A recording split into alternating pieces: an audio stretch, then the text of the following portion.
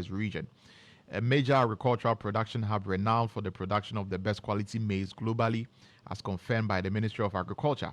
This land consists of suitable arable lands for mass agriculture and rich natural mineral and tourism sites and water bodies. The Upper West region has 3 major tribes, and the 2 have been rewarded with ministerial appointments, except the Sisala people. So this is what they are saying. They say that there have been appointments that have been made except the Sisala people. The dwindling fortunes of the NDC in the Sisala land is because, apart from one senior member of the NDC, the party has failed to provide appointment opportunities to young, brilliant, and capable people into its government since the Fourth Republic. And they think that this is both unacceptable and very unfortunate, because the Sisala people have delivered all their parliamentary seats to the NDC in the last general election. So essentially what the statement is saying, that the people of Sisala should be represented when it comes to appointments in President Mohammed's government. I've been joined on the phone line by Mr. Mahmoud Baka Aduna. He's the president of the Sisala Union. They authored this petition. Good morning. Welcome to the Morning Star. Good morning, and thank you for having me. Thank you very much for your time. Why is it a big deal if no one from the Sisala enclave gets an appointment? Why is it a big deal? My brother, it's a big deal because we have developmental challenges, just like every part of Ghana. And our challenges are very, very peculiar. That is why if we have a representative in the government, especially at the executive level, it will help solve some of these developmental challenges. How will that help solve the developmental challenge? How? My brother, if you know the geography of the Upper West region very well, if you get to the Upper West region and you go through our road network, it's so bad. And let me tell you that there are 5 constituencies of the Sisala area. Y East is 1, Sisala East is 1, Sisala West is 1, Lambusie is 1, TBS is 1. These are all areas that have developmental challenges. And for me, if we have MPs, and we know that the MPs alone cannot do much, they may probably lobby, but if they are at the executive level, or you have somebody, 1 or 2 people from these areas, they will also lobby and bring development. Look, agric is the mainstay of the area. But if I tell you what we go through, you will not believe it, my brother. And that is the reason why we are asking that just pick 1 or 2 young, brilliant guys to also advocate our cause for us. That's all. So how will, I'm still struggling to understand exactly how having an appointment, let's say someone from Sisala is appointed, say minister, not even in charge of food and agriculture, let's say minister for finance, or let's say even minister for roads and highways, or let's say minister for environment, or even tourism. How is that going to inure to the developmental agenda of the Sisala East, of the Sisala East, Sisala West, area? I really don't get it. So because somebody is in government, it means development is going to come to Sisala. Is that what you're saying? No, that is not what I'm saying. What I'm saying is that once you are in government, you also will be able to make some contacts. But you have MPs. You have MPs who are supposed to lobby, and you mentioned that you have MPs who are supposed to lobby for development. So if somebody is also in government and they are focused on it, even if it's a different portfolio, they will be focused on that particular portfolio. So I'm still struggling to understand why somebody must be in government at all costs before development can come to Sisala. It's curious for me. The point is that the MPs will do their bit. But because they are not in the executive, because they don't have anybody in the executive to also be able to lobby for them. It will be difficult for them. If you are just an MP, you are there to make laws. What can you do? But how different will that be from somebody who is holding a deputy ministerial portfolio, maybe, for example? The difference is that, for instance, if there's any allocation or anything that is coming, the person can make an input. Look, in this my region, these are the challenges that we are facing. And if something can be done, he can paint a better picture because he understands the environment, he understands the area. That's all we are saying. Because I'm telling you that it is not every minister who knows what goes on or who knows all the developmental challenges of every part of the country. You can't. But if you are from the area, you will have first-hand information about these problems. And you are the one. Look, because you haven't been there to see what is happening, if you were there, then you will sympathize with the plight of the Sisala people. But should it take having a minister in the government to bring to highlight the problems that the people of the Sisala area have? Should it take a cabinet minister? So if somebody, for example, is minister for tourism and creative arts, yes, and the person is, yes, from Sisala, how is that person going to bring to the attention bring to the attention of the government that Sisala is a farming area and we need development and all that? Because you have an MP who's, yes, supposed to be your advocate on the floor of the house and do your lobbying. Yes. Then you have, yes, various DCs in the various Sisala areas who are the real agents of development. So I'm still struggling to, I'm still struggling to understand the essence of having a minister at all costs from the area. I'm really struggling.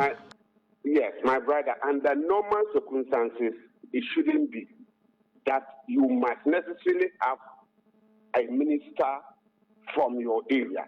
Under normal circumstances, that shouldn't be the case.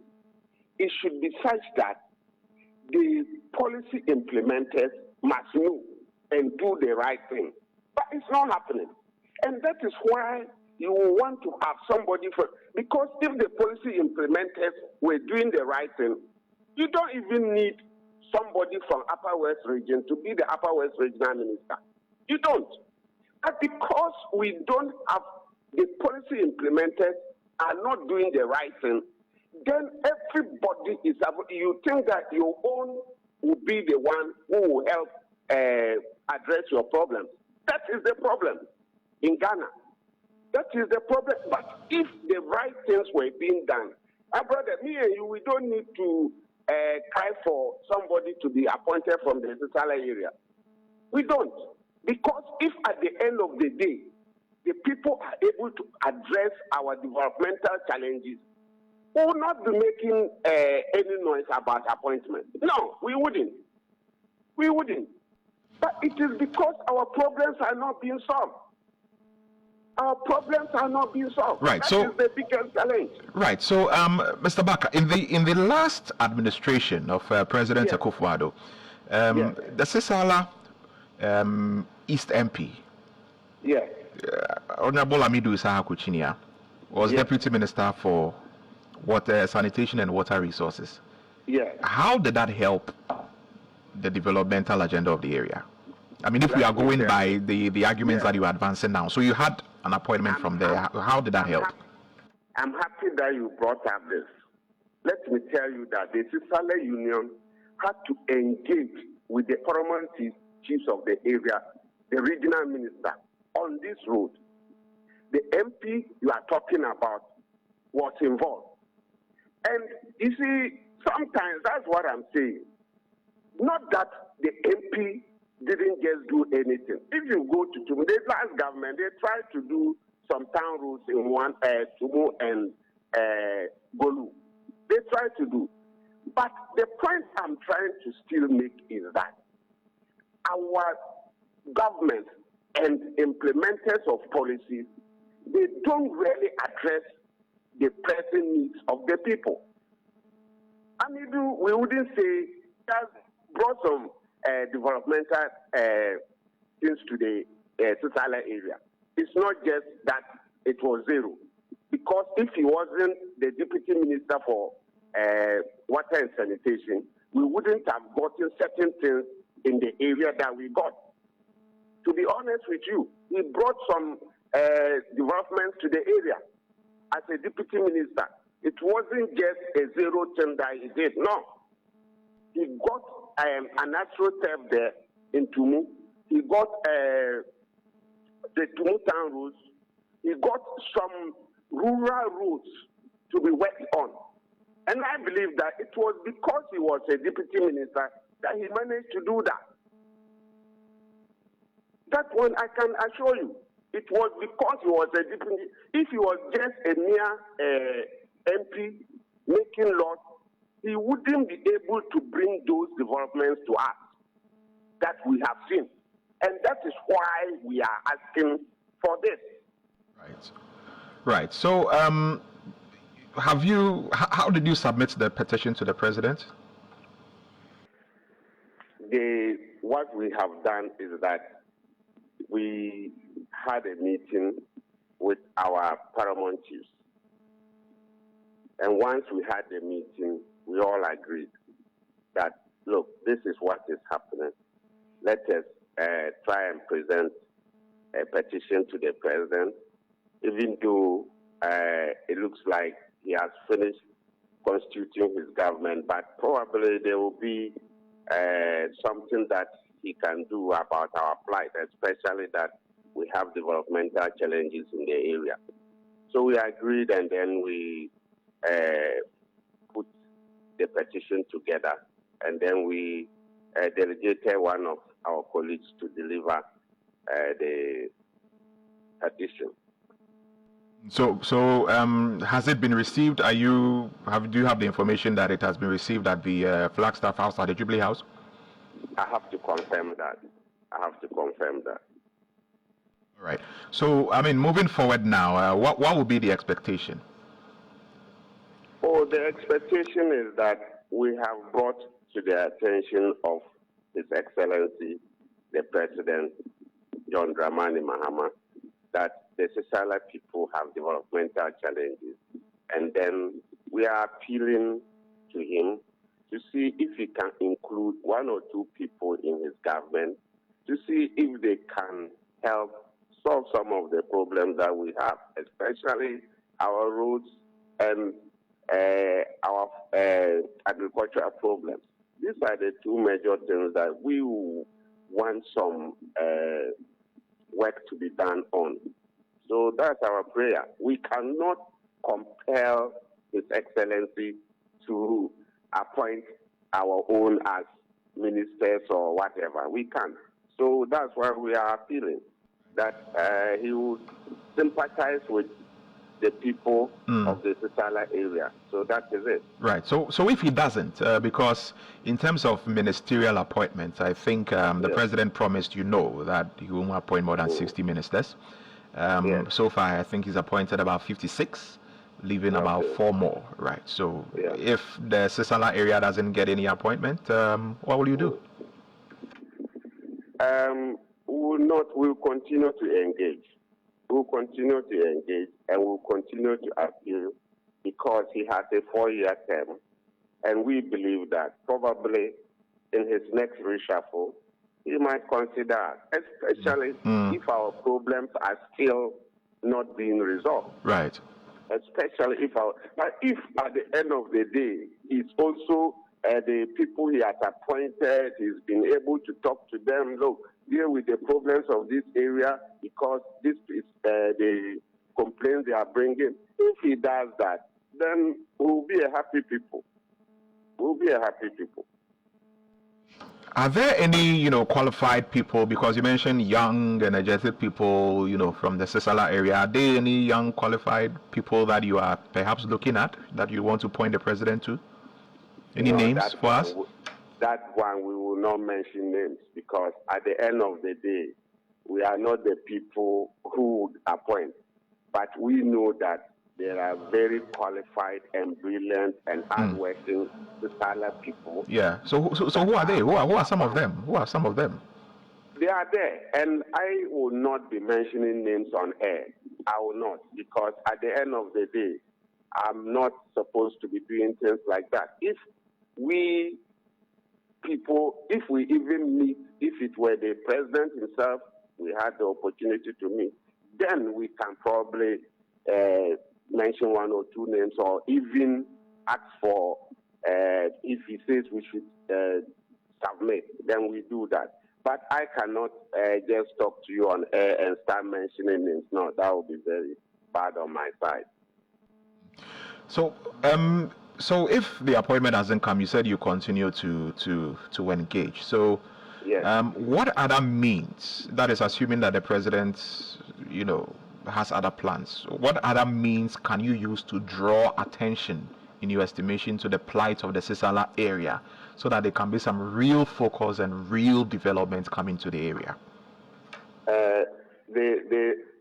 In fact, our people wanted to engage in demonstrations and violence, and we said, no, that's not the way to go.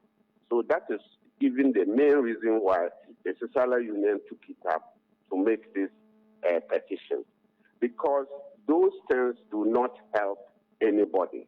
Demonstrations, well, you may attract attention, but they don't usually solve problems much. Two, if you engage in any violence act, you only continue to damage the little development you have in your area. So we try to talk to, especially the youth, that, look, just exercise patience, let us engage.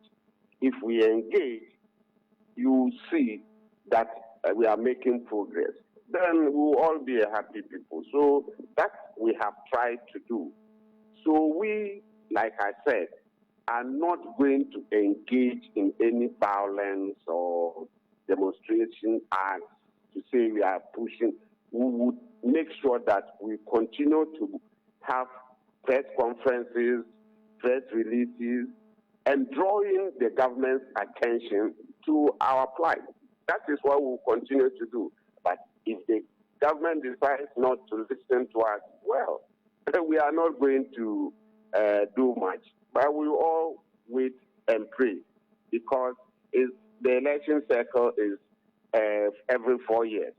Then we will go and vote. That's all we will do. Is that a threat of voting against the government if nothing happens for you? It's not a threat, but it's an act that would be the response to when you don't get what you want.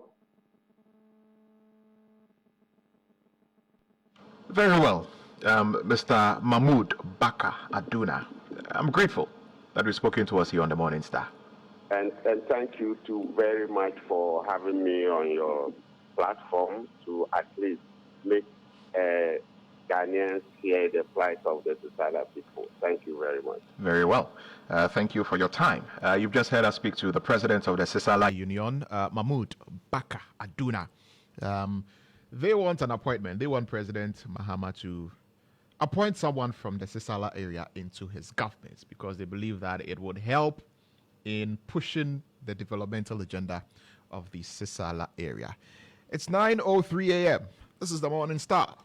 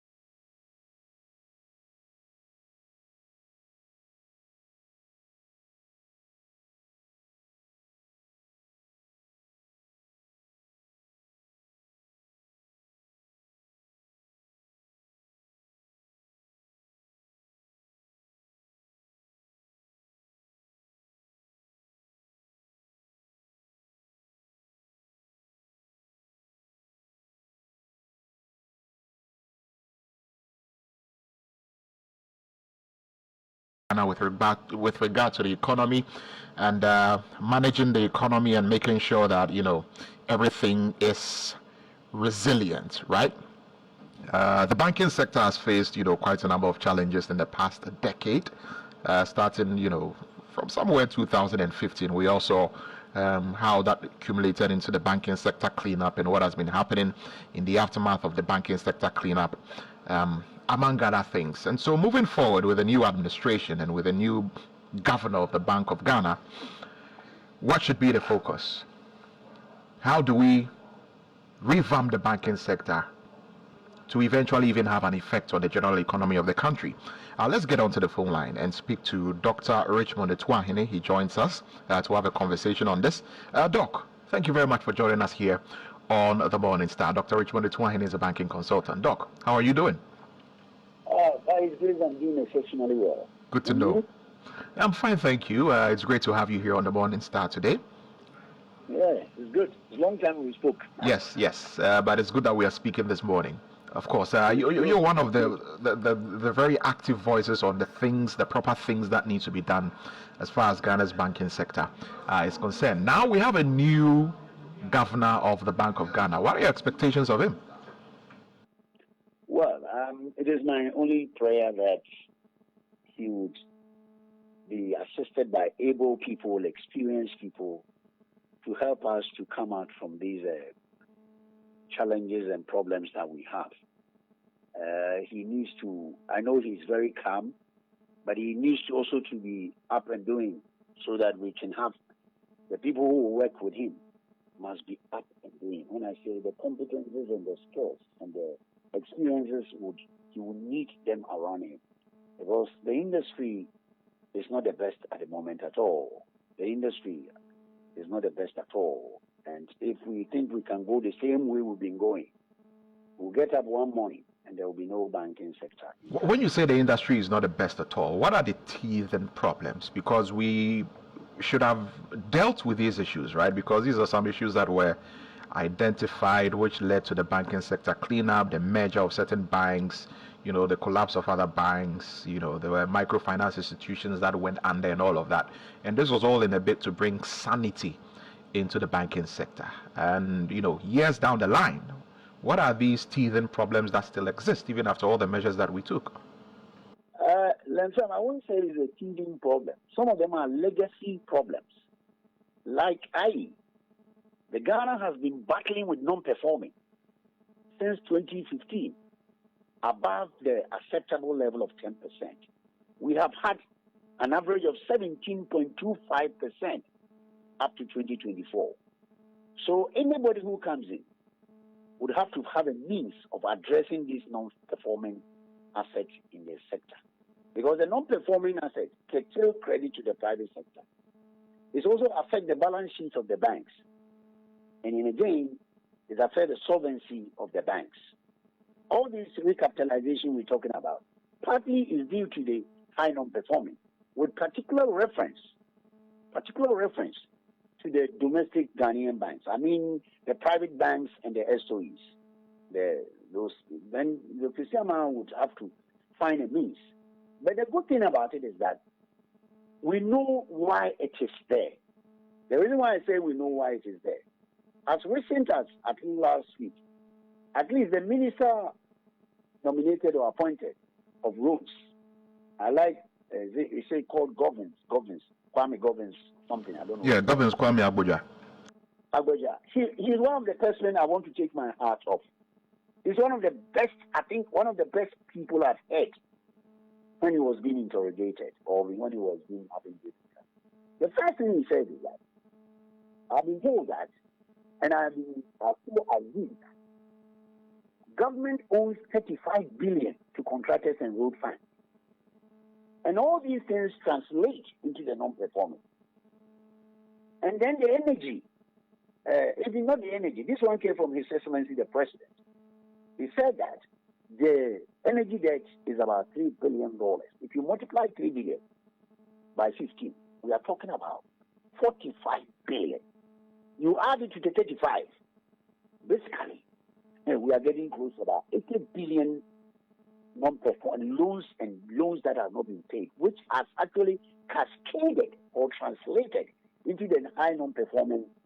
So, in one way, to address the non-performing, it will mean that government and the Minister of Finance and the Road Ministry and the Bank of Ghana would have to sit down and do what we call strategizing a repayment plan over a period of, say, 2 years, that every month we need to pay so much for the energy, so much for, so that it can go back to reduce the non-performing.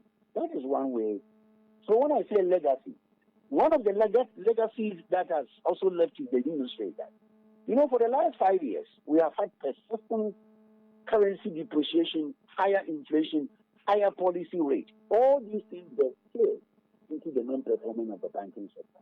So on the microeconomic sector, government must work hard to address the depreciation, persistent depreciation, and the high inflation. Otherwise, no matter whatever you do to the banks, they will not be able to thrive very well. Another legacy issue, I won't bore you so much, is the public sector debt, which was restructured. Somebody will ask me, what has he done? Number one, basically all the 9 private banks, including the SOEs, they became capital deficient. And some of them had to go to Ghana Stability Fund to recapitalize.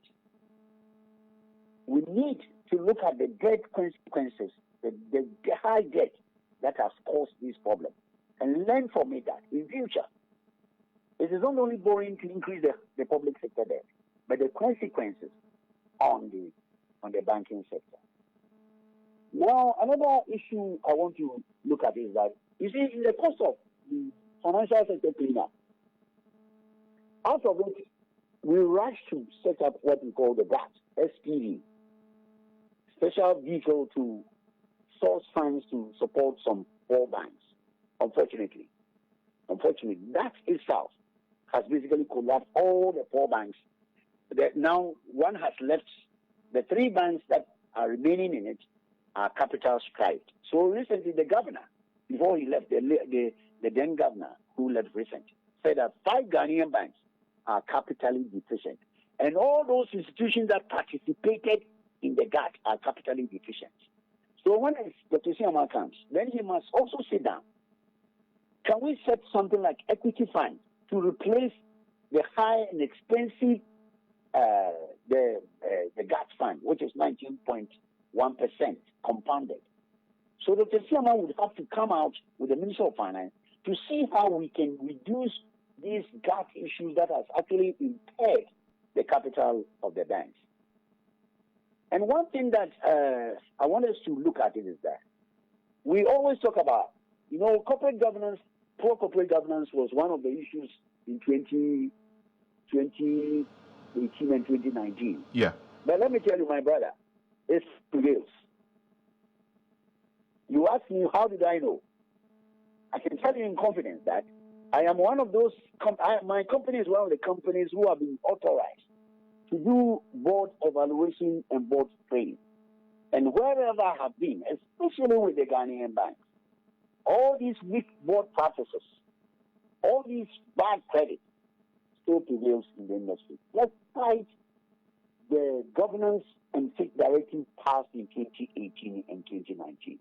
So Dr. Asiamah would have to put all his accoutrements to make sure that corporate governance is practiced to the best of ability so that the banks can be what they are.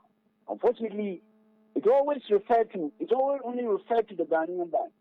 I want to assure you, you will not see it in any of the 14 foreign banks. Their governance system is up and going. Unfortunately, the 9 ones, there is nothing to write home about.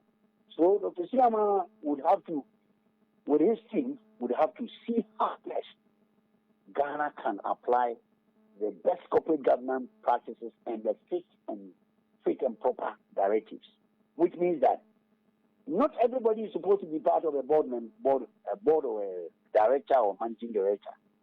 At least it says categorically, you must have finance, economics, banking, accounting, entrepreneurial, risk management, and what have you, about 3 of them. So people who are being appointed should be also go through this fit and proper test to ensure that we don't have what we have seen in the system before. Another mantle that one is not a legacy problem, but the latest IMF report, if you wouldn't mind, I'll read it to you. It says that Minister of Finance and Bank of Ghana must urgently take steps to address the occurring financial problems in the state-owned industries. State-owned banks, other than the NIB, are facing financial difficulties, not just from the DDEP, but from long-standing problems in business model, risk management, and poor credit risk and business model. This was the latest report by IMF. It's 24/324/2024. So, Dr. Asiamah, he has a mantle. He has a mantle. It is not as easy as people who are condemning him. People who are criticizing him. Yes, and on that score, we know that the minority in Parliament disagree with the discontinuation of the case that he was facing in court. And they believe that because the Attorney General has withdrawn that case, it doesn't mean, or it doesn't absolve him of any blame. And, as a result, they would even petition the IMF to draw the IMF's attention, to this situation. What do you make of that position taken by the minority vis-a-vis Dr. Asiamah's case? Speak on it. Thank you very, very much. I think I've done 2-3 interviews this morning. Last night I did another one. The first question you ask yourself, the first question any Ghanaian who is trying to question that should ask yourself, this case started in 2017. And 2017 up to 2024. Are you saying that the previous Attorney General did not see anything bad in it? And why couldn't he have prosecuted it to the police? People make a lot of noise. If they are a very testing, I think we should go to the previous Attorney General and ask him, why didn't you get this thing prosecuted to the line? Because, under the Limitation Act, NRCD 524, every case has its limitation act, statute bar. Some are 3 years, some are 5 years, some are 7 years. You cannot continue when maybe you don't have a good case. And because of your arrogance and pride, you don't want to budge out and say, sir, I'm coming out. So hello, Doc. Can you reposition? Hello, Doc. Can you reposition yourself? We're getting your line is getting faint a little bit. If you can reposition so we can hear you clearly. Are you okay now? Yes, it's better now. Okay, sorry, it's not me. It's MTN.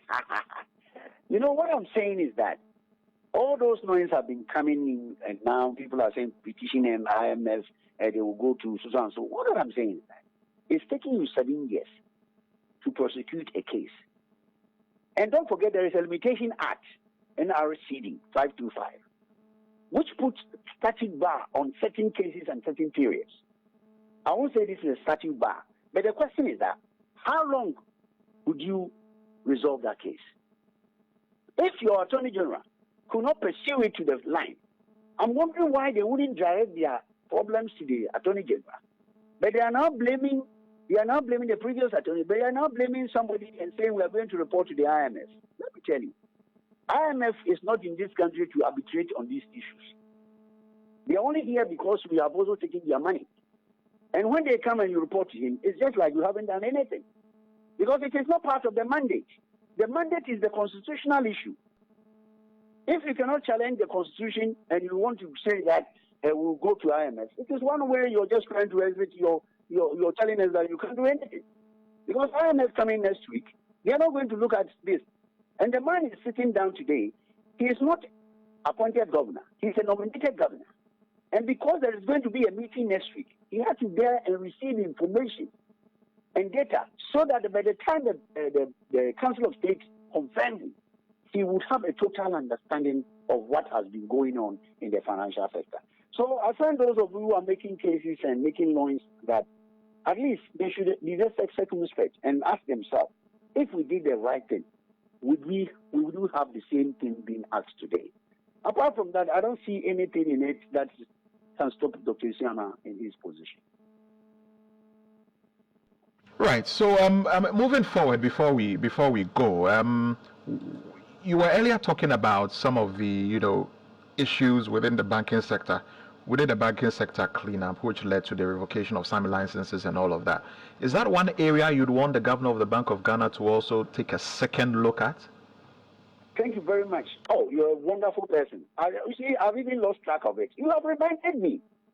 The reason why I want the new government team, when they take over, is to do a forensic audit of the amount that they said to have been used in bailing out.